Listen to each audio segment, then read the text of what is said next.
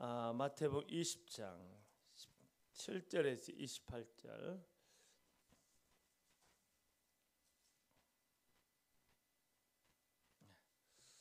우리 마태복음 20장 17절에서 28절 우리 함께 한번 읽어볼까요? 시작. 예수께서 예루살렘으로 올라가려 하실 때 12 제자를 따로 데리시고 길에서 이르시되 보라, 우리가 예루살렘으로 올라가노니 인자가 대제사장들과 서기관들에게 넘겨짐에 그들이 죽이기로 결의하고 이방인들에게 넘겨주어 그를 조롱하며 채찍질하며 십자가에 못 박게 할 것이나 제3일에 살아나리라.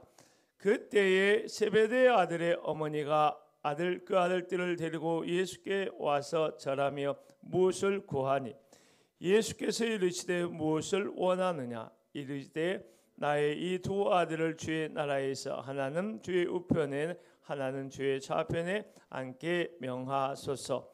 예수께서 대답하여 이르시되 너희는 너희가 구하는 것을 알지 못하는도다. 내가 마시려는 잔을 너희가 마실 수 있느냐. 그들이 말하되 알 수 있나이다. 이르시되 너희가 과연 내 잔을 마시려니와 내 좌우편에 앉는 것은 내가 주는 것이 아니라 내 아버지께서 그들을 위하여 누구를 위하여 예비하셨든지 그들이 얻을 것이니라. 10 제자가 듣고 그 두 형제에 대하여 분이 여기거늘 예수께서 제 아들을 불러다가 이르시되 이방인의 집권자들이 그들을 임으로 주관하고 그들의 고관들이 그들에게 권세를 부리는 줄을 너희가 알거니와 너희 중에는 그렇지 않아야 하나니 너희 중에 누구든지 크고자 하는 자는 너희를 섬기는 자가 되고 너희 중에 누구든지 으뜸이 되고자 하는 자는 너희의 종이 되어야 하리라. 인자가 온 것은 섬김을 받으려 함이 아니라 도리어 섬기려 하고 자기 목숨을 많은 사람의 대속물로 주려 함이니라. 아멘. 우리 하나님의 은혜와 평강이 오늘 주를 사랑하고 주를 예배하는 우리 모든 동역자들 그리고 예배자들에게 함께 있기를 주 이름으로 축복합니다. 특별히 영상으로 함께 하고 있는 우리 사람들에게도 주의 은혜가 갑절 있기를 원합니다.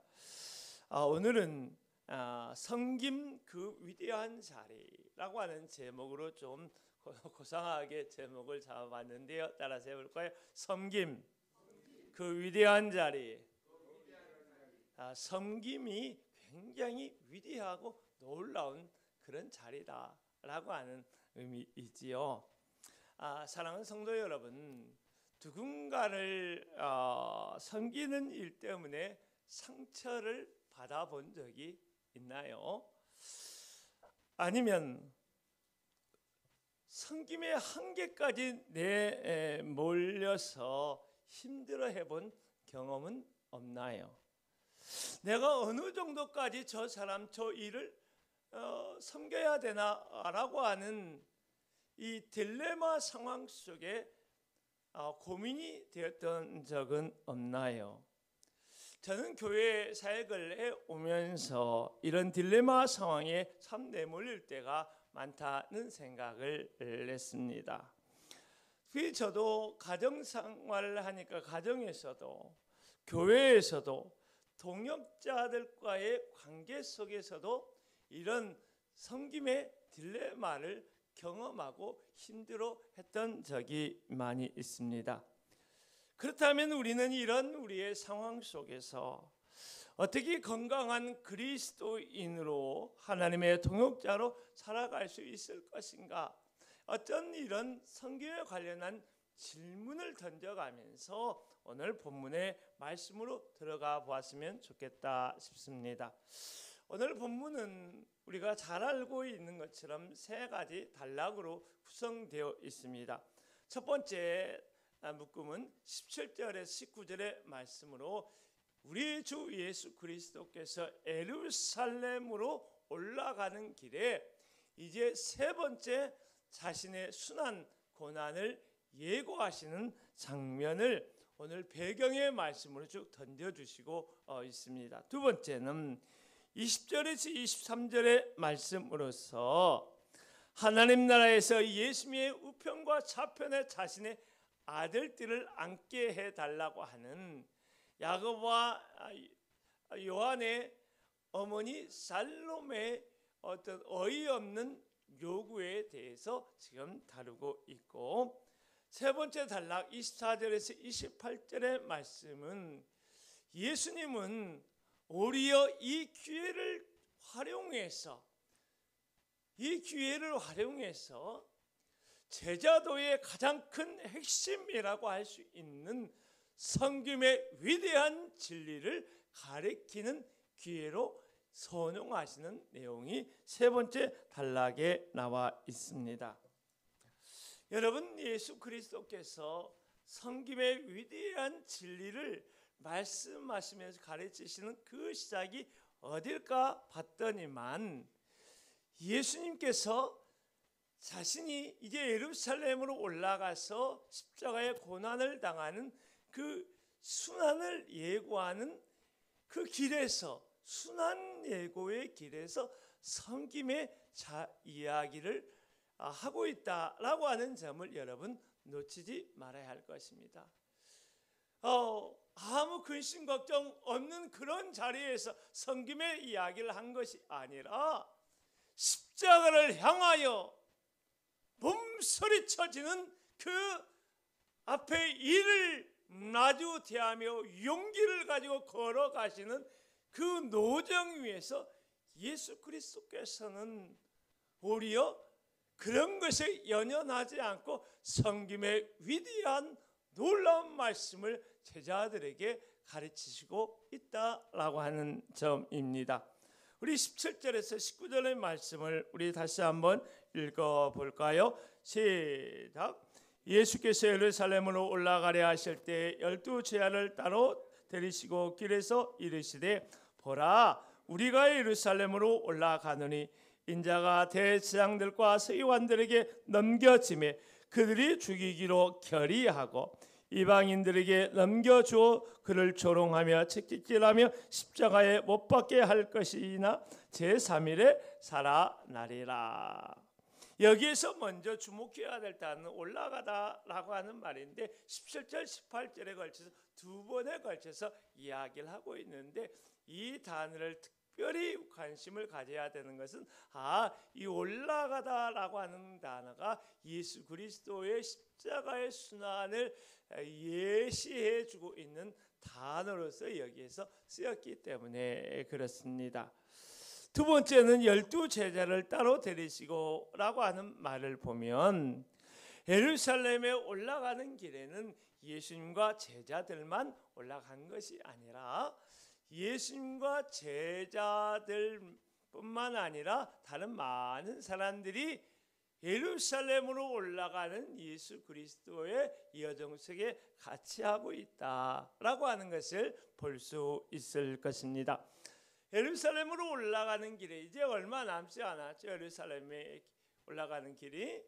그런데 그때 예수님께서 무엇을 하셨느냐? 그 길 노중에 자기 자신이 예루살렘에 올라가서 어떤 일을 당하는지, 어떤 고난을 당하는지 세 번째 말씀을 주시는데, 여기에 중요한 점이 뭐냐면 첫 번째, 두 번째와 비교해 보았을 때 굉장히 구체적으로 예수님께서 지금 언급하고 있다라고 하는 것입니다. 예수님께서는 대제사장들과 서기관들에게 넘겨짐에 그들이 죽이기로 결의하고 라고 하는 말을 예수님께서 하신, 이것은 예수님께서 사법적인 재판 절차의 과정을 거치게 될 것이다 라고 하는 것을 이야기하고 있어요. 두 번째는 이방인들에게 넘겨줘 라고 하는 말인데요, 여러분, 로마 정부는 유대인들에게 사형 집행할 권한을 주지 않았어요. 그랬기 때문에 예수님을 십자가형에 처하기 위해서는 재판을 결의하고 그 이후에 로마 총독에게 로마 총독 빌라도에게 예수님을 보내야 되는 것을 이야기하고 있는 그런 말씀입니다. 세 번째는 졸음과 측객질이 있을 것이라고 말씀하시고 십자가에서 죽으시게 될 것이라고 처음으로 예수님께서 언급하고 있습니다. 사랑하는 성도 여러분, 예수님은 자기 자신 앞에 기다리고 있는 고난을 그 큰 부분에서부터 가장 작은 부분에까지 너무나 구체적으로, 너무나 명료하게, 너무나 깊이 알고 있는 거예요. 얼마나 힘들었을까요? 예루살렘으로 한 걸 나갈 때마다 그 어려움, 그 부담감, 그 몸서리치는 고난을 미리 생각하면서 오는 어려움들이 그의 마음에 얼마나 강하게 점점 강하게 짓눌러 오고 있었을까요? 예수님의 심정을 한번 생각해 보세요.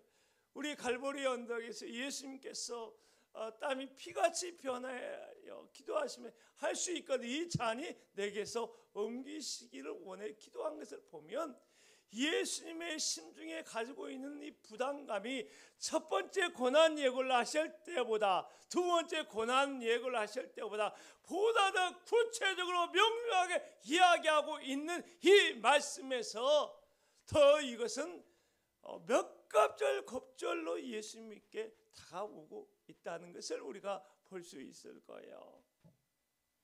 그런데 우리 예수님께서는 이것을 알고 있음에도 불구하고 왜 걸어가셨을까요? 그것이 하나님의 뜻이었기 때문에 그래요. 할렐루야. 자신을 통하여 인간을 구원하기 위한 하나님의 계획, 하나님의 뜻이었고, 그러므로 예수 그리스도께서는 자발적인 선택, 자발적인 순종, 원하는 순종을 통하여 이 길을 지금 걸어가시고 있는 것입니다. 그러므로 예수 그리스도께서 십자가형을 받고 죽임을 당하는 것은 세상 사람들이 이야기하는 것처럼 예수 그리스도의 패배로 종결되어진 사건이 아니라 십자가야말로 예수 그리스도의 승리를 드러내 보이는 위대한 시작이었다라고 볼 수 있는 것입니다.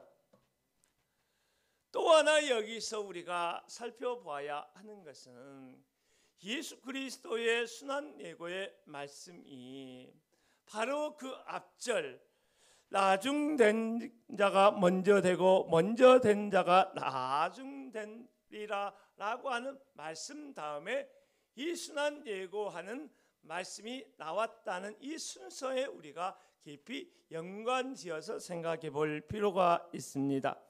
이와 같은 순서는 결코 우연이 아니라고 하는 것이지요. 십자가의 순환은 모든 피조물보다 먼저 되신 분이 가장 나중되는 자리, 가장 나중되는 자리에까지 낮아진 사건이기 때문에 이렇게 기록된 것입니다. 예수 그리스도께서는 죄 아래 신음하는 자들을 하나님의 자리까지 높이 올려주시기 위하여 우리 예수 그리스도께서는 가장 먼저 된 자로서 가장 나중된 십자가의 자리까지 낮아지신 사건이 바로 십자가의 사건이라고 하는 것이고, 예수 그리스도께서는 이 땅에 나중되기 위하여 끄트머리의 자리에 있기 위하여 이 자리에 내려오신 것이고, 그것이 예수 그리스도께서 걸어가신 길이고 또한 제자들이 걸어가는 길이고 우리가 걸어가는 길이라는 것입니다. 그러므로 여러분, 우리를 향한 하나님의 계획하심이 낮은 자리로 향한 하나님의 부르심이라고 한다면 그것을 부끄러워하지 마십시오. 오히려 그것이야말로 마땅히 우리가 걸어가야 될 하나님의 부르심, 하나님의 소명, 할렐루야인 줄로 믿습니다. 그러나 이 걸어가는 길은 결코 낮아짐으로 끝나지 않지요. 예수님께서 부활하심으로 일어나신 것처럼 십자가의 끄트머리에 있기를 선택한 사람들은 예수 그리스도와 함께 무덤에서 일어나게 될 것입니다. 예수 그리스도와 함께 영광의 자리에 앉게 될 것입니다. 예수 그리스도와 함께 하나님의 만복을 누리는 그러한 삶을 살아가게 될 것입니다. 그러므로 우리 주님께서 십자가의 길을 자원하여 자발적 선택으로 가며 걸어가셨던 것처럼 우리도 앞이 보이지 않는 부담되는 그 십자가 길이라 할지라도 외면하지 마십시오. 세상에 보이는 보상이 예견되지 않고 오히려 더 가난해지고 더 외로워지고 더 고독한 그 길이라 할지라도 그것이 하나님이 계획하신 길이고 하나님이 부르신 길이라고 한다면 여러분 용기를 내서 선택하십시오. 나는 십자가의 그 좁은 길을 걸어가리라. 우리 모두 함께 이 길을 걸어가기를 원합니다. 데이비드 플랫이라는 사람은 레디컬이라는 급진적인이라는 책을 썼는데요.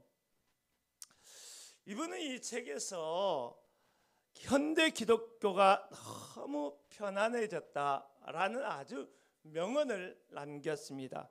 그리고 자신은 예수님처럼 낮아지는 삶을 살고 싶다라고 고백을 했지요. 그리고 성공한 목회자의 안락함을 내려놓고 도시 빈민들과 난민들을 섬기는 삶을 선택했습니다.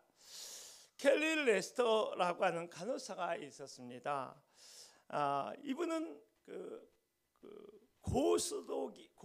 높은 임금이 보장되어지는 전문직을 내려놓고 10명이 넘는 이 아이들을 입양하거나 위탁해서 키우기로 결단하는 그러한 삶을 살아가기로 선택했습니다. 이분이 이런 이야기를 했어요. 예수님이 나를 위해 한 걸 생각하면 내가 아이들을 위해 포기한 건 아무것도 아니에요. 이런 이야기를 했는데요. 자, 곰곰이 이런 이야기들을 살펴보면서 십자가의 길을 걷는 것이 뭘까?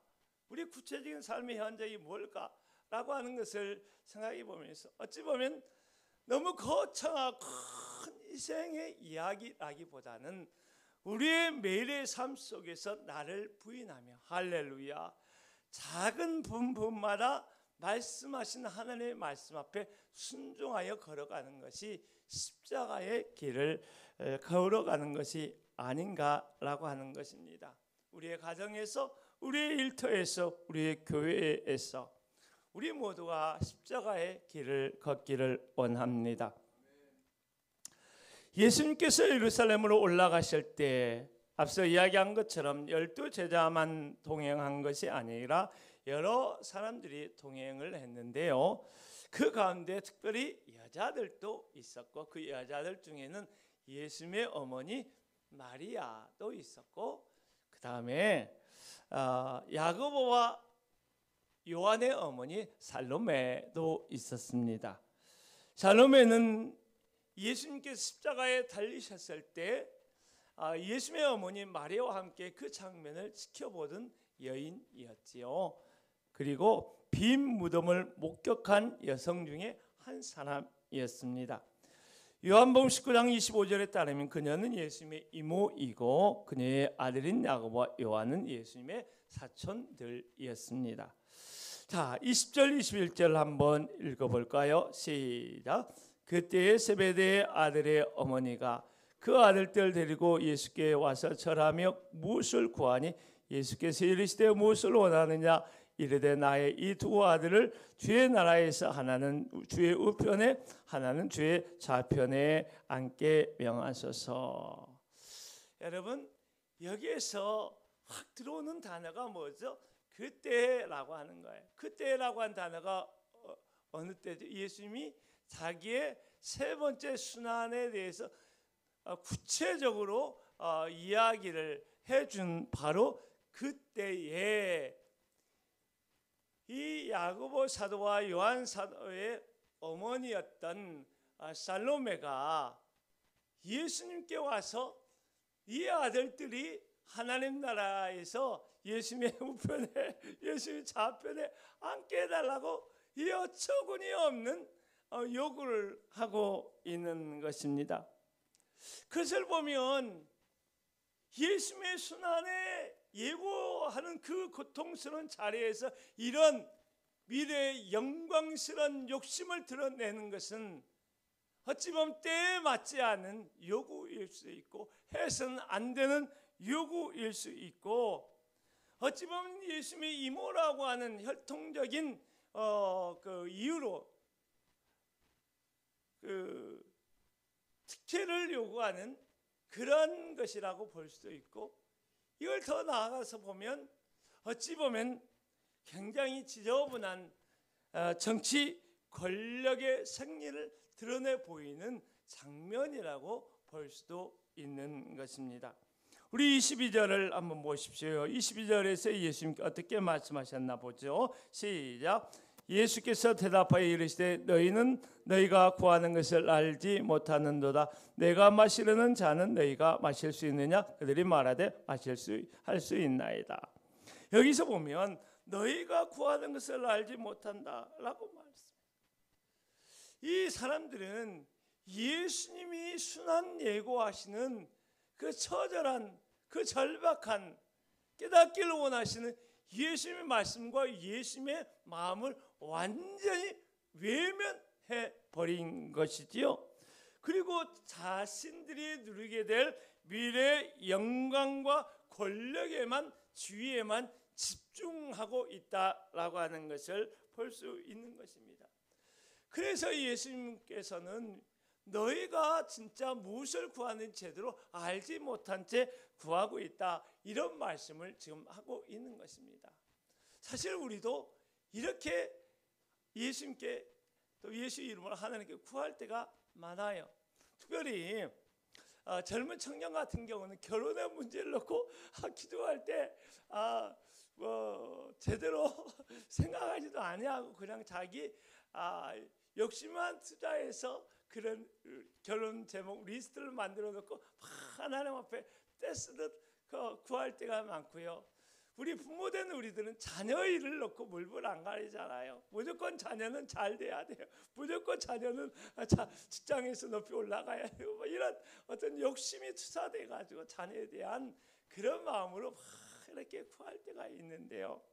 물론 우리가 잘못 구하면 하나님께서 그 기도를 좋은 것으로 바꾸어서 우리가 응답하십니다. 할렐루야.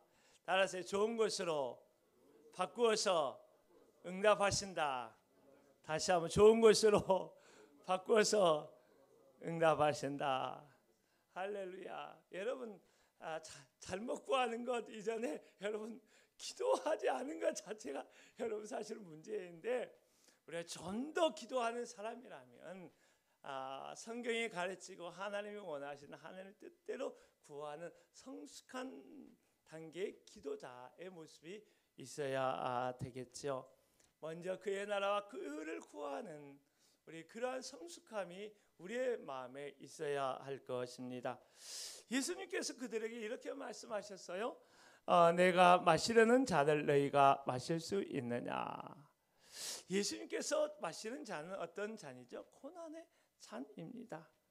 그런데 이들은 예수님의 잔에 대해서 이해도 못했어요. 예수님의 말씀을 이해를 못하고 내가 마실 수 있습니다라고 호언장담을 했는데요. 여러분 어떻게 됐을 것 같아요? 이 고난의 잔을 야고보 사도가 마시고 헤롯에 의해서 첫 번째 순교자가 되었어요. 사도 요한은 이 고난의 잔을 마시고 밤모섬에 유배돼서 고통스러운 마지막을 보내지 않았습니까? 여러분 하나님 앞에서 큰소리 하지 마십시오. 호언장담, 갑자기 말씀을 준비하다 보니까 이 호언장담, 내가 할 수 있어요. 하나님 앞에 막 큰 소리 치고 이렇게 하는 거, 이거 하지 말아야 되겠다라고 한 생각이 들었는데요. 23절 한번 보십시오. 시작. 이르시되 너희가 과연 내 잔을 마시려니와 내 좌우편에 앉은 것은 내가 주는 것이 아니라 내 아버지께서 누구를 위하여 예비하셨든지 그들이 얻을 것이니라. 아멘. 사랑하는 여러분, 하나님께서 우리에게 주시는 것은 그것이 아주 작은 것이라도 우리에게는 언제나 넘치는 것입니다. 할렐루야.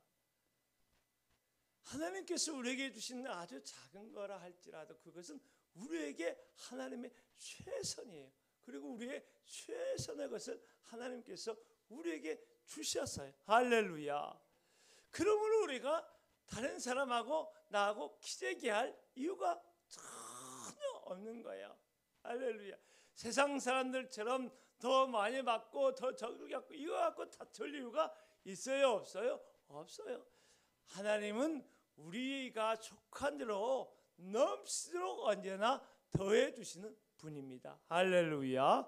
이것을 믿고 내가 열심히 일했는데 하나님 저 사람을 위해서 이것밖에 안 주시라고 불평하지 말고 그저 그것이 하나님이 넘치는 은혜다. 할렐루야. 감사할 수 있기를 바랍니다. 자, 이제 이 구하지 말아야 될 세상 영광을 구했던 이런 이야기를 가지고 예수님께서 섬김의 그 핵심 진리를 드러내 보이시는데요. 24절 한번 보죠. 시작. 열 제자가 듣고 두 형제에 대하여 분이 여기거나. 이렇게 제자들이 반응했는데 왜 제자들이 이렇게 반응했을까? 제자들도 권력에 대한 강렬한 의지가 있었던 거예요. 나보다 저 사람보다 더 높은 자리에, 할렐루야, 저 사람보다 더 삐까삐까한 옷을 입고 더 대우받는 그런 자리에 있어야 되겠다라고 하는 이 권력에 대한 세상적인 의지가 이 다른 열 제자들에게도 동일하게 있었던 것입니다. 그런데 예수님이 이걸 통해서 제자도의 핵심을 가르치시는데 25절에서 27절 보시죠. 시작. 예수께서 제 아들을 불러다가 이르시되 이방인들의 집권자들이 그들을 임으로 주관하되 그 고관들이 그들에게 권세를 부리는 줄을 너희가 알거니와 너희 중에는 그렇지 않아야 하나니 너희 중에 누구든지 크고자 하는 자는 너희를 섬기는 자가 되고 너희 중에 누구든지 으뜸이 되고자 하는 자는 너희 종이 되어야 하리라. 여기서 한번 보세요. 예수님께서는 두 그룹의 사람들을 구분해서 강렬하게 대비해서 이야기해주고 있는데 하나는 이방인의 집권자와 고관들의 그룹은 어떻게 자기가 권세 있고 능력 있고 위대한 사람이고 뭐 탁월한 뭐 이런 것을 드러내 보이냐면 다른 사람들의 앞에서 야 너 이래라 저래라 막 이렇게 임으로 주관하고 그들을 힘으로 다스리는 그런 위치에 있는 것이 나의 위대함이라고 뽐내는 방식을 나타내는데 너희는 그렇게 해서는 안 된다라고 이야기를 하시면서 이런 말씀을 하세요.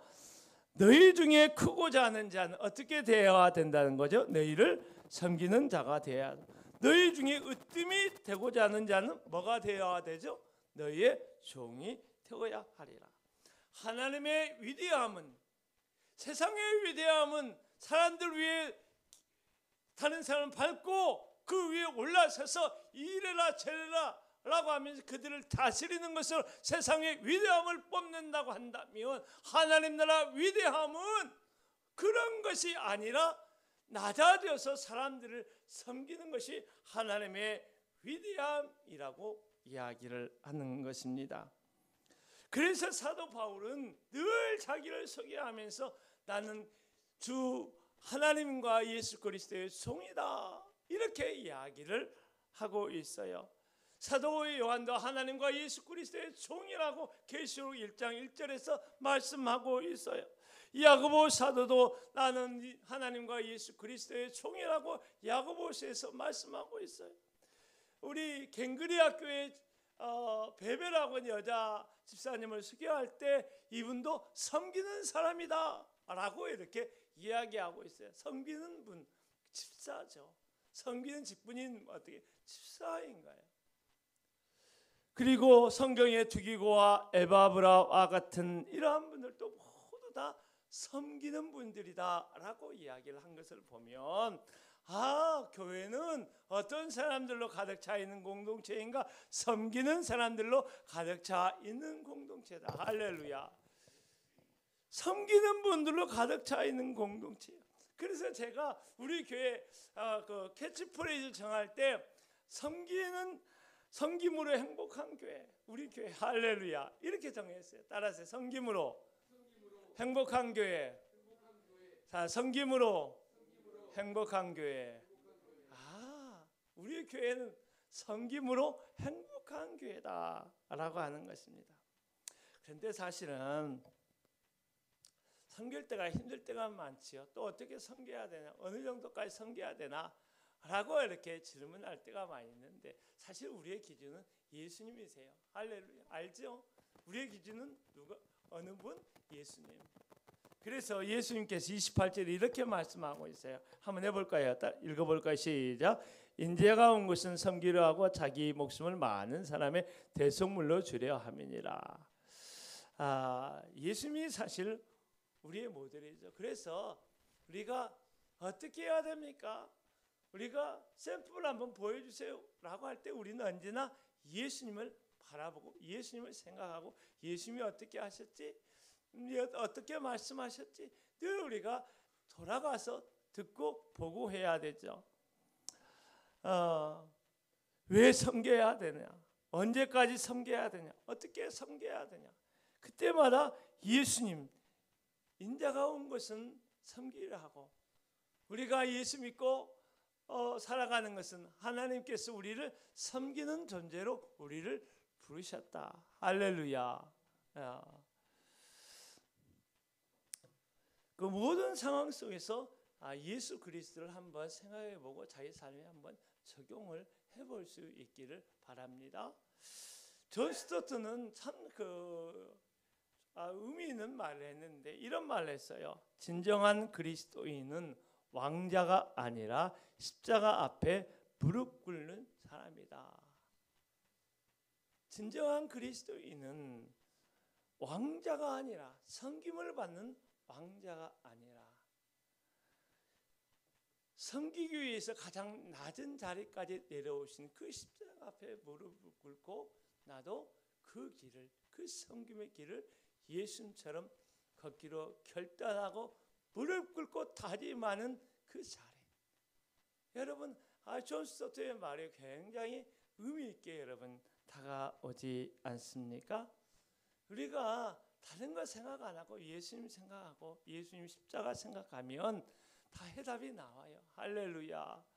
예수님 생각하면서 그 십자가 붙들고 몸부림하다 보면 우리가 섬김의 능력도 임하고요, 섬김의 지혜도 임하고요, 할렐루야. 섬김의 방법도 열어지고요, 무엇을 섬겨야 하는 것도 보여지게 되는 것입니다. 할렐루야. 자, 말씀을 마무리합니다.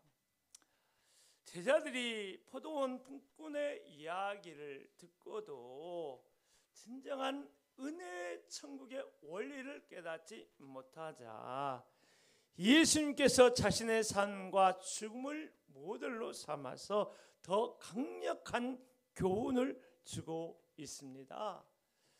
예수님이 오신 것은 세상을 지배하기 위하여 온 것이 아니라 섬기기 위하여 오신 것이며, 인간이 죄와 사단의 지배에서 벗어나도록 인간의 죄를 대신하여 대속의 제물로 바쳐지기 위하여 이 땅에 오셨다라고 말씀하셨습니다.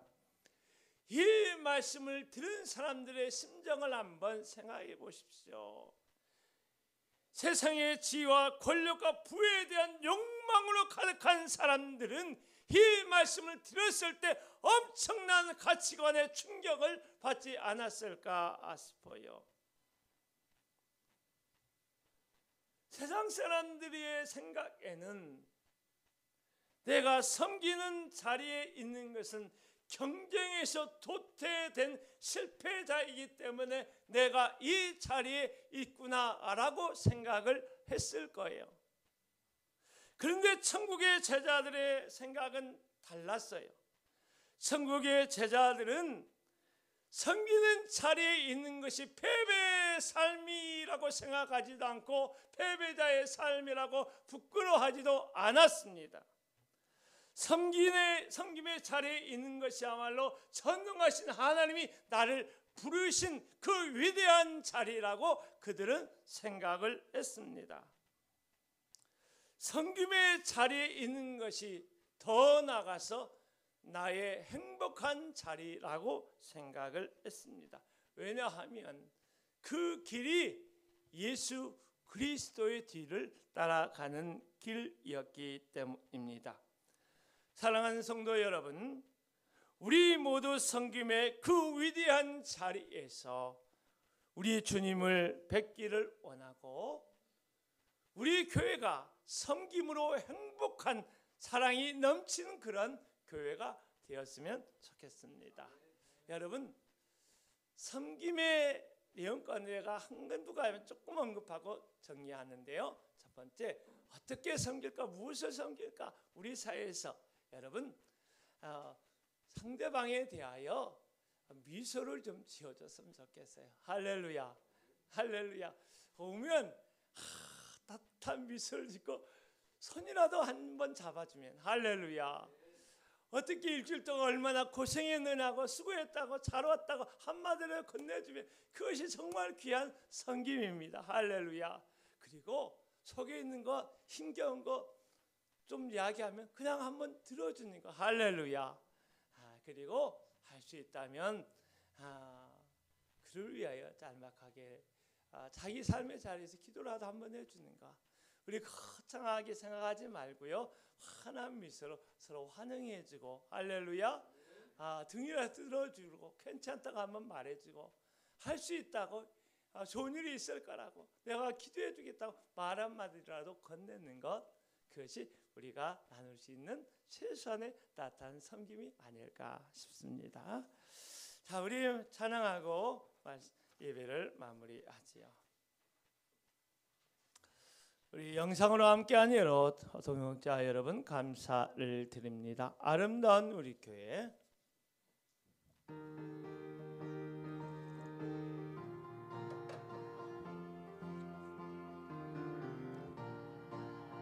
어둡고 냉랭한 이 땅 위에 밝은 등불을 비추며 참된 진리를 가르친 아름다운 우리 교회요.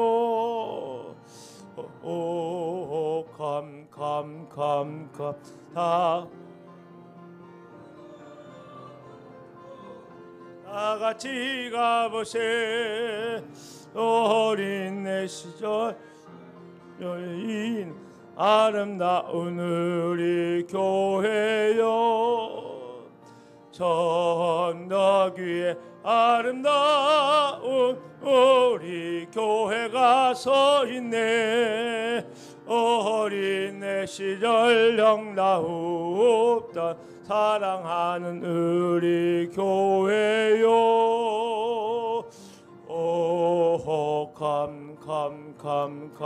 다 오라고 부르도다 모두 다 같이 가보세. 어린 내 시절 영다없던 아름다운 우리 교회요. 주일 아침엔 교회에서 밝은 종소리 울리네. 모두 주님께 돌아오라. 속삭이던 멀리 퍼지네.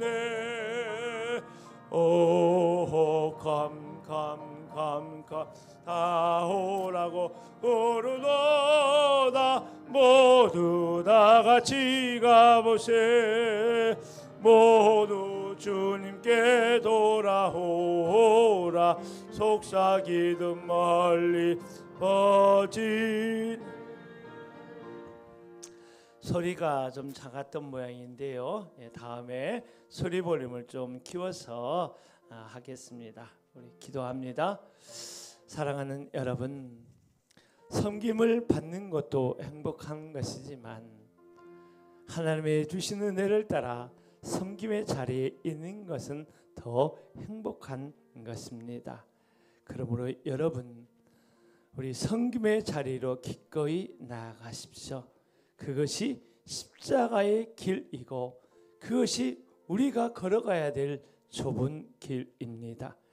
지금은 우리 주 예수 그리스도의 은혜와 아버지 하나님의 놀라운 사랑과 성령의 내주 교통 충만 능력 주심이 섬김을 받기보다 섬김의 자리에 나아가 그 위대한 사명을 감당하기를 원하는 하나님의 모든 사람들, 남녀 종들의 머리 위에, 교회 위에, 이 나라 이 백성 가운데 영원히 함께하기를 간절히 축원하옵나이다. 아멘.